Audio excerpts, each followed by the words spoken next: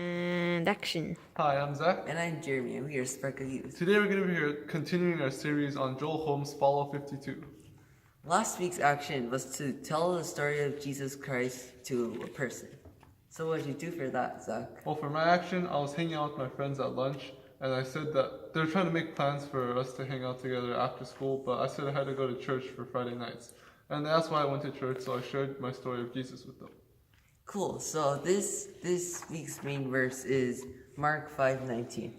Jesus did not let him, but said, "Go home to your own people and tell them how much the Lord has done for you and how he has mercy on you." So the command is basically Jesus telling a man to not be so obsessed with God that he forgets to tell everyone else about Jesus himself. So the first part of the command is to go home. And for that, you don't really literally go home, but you just want to tell people around you that you have a relationship with about Jesus. The next part is to tell them. So Jesus wants you to tell a specific and clear story. It's not some kind of debate or trying to persuade them to do something or selling anything to them. You're just sharing a story about your relationship with Jesus. And the last part is how much the Lord has done. So you want to tell them about Jesus and make him the center of your talk. You don't want it to be about morality or politics, but instead have it around Jesus. And when you tell your story about Jesus, God will handle everything else after. So we have a few more verses to go with our topic. First is Isaiah 63:7. I will tell of the Lord the deeds for which he is to be praised, according to all the Lord has done for us. Yes, the many good things he has done for Israel, according to his compassion and many kindnesses. Our next verse is Romans 1:16. For I am not ashamed of the gospel, because it is the power of God that brings salvation to everyone who believes. First to the Jew, then to the Gentile.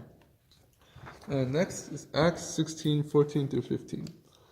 One of those listening was a woman from the city of Thyatira named Lydia, a dealer in purple cloth. She was a worshiper of God. The Lord opened her heart to respond to Paul's message. When she and the members of her household were baptized, she invited us to her home.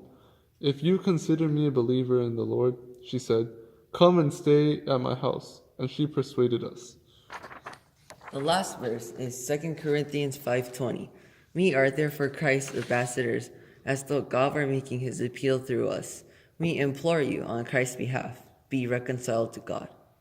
So this week's challenge to go with these verses and topic is to find someone in your extended family that is no longer close to God or never was, and to basically have some quality time with them.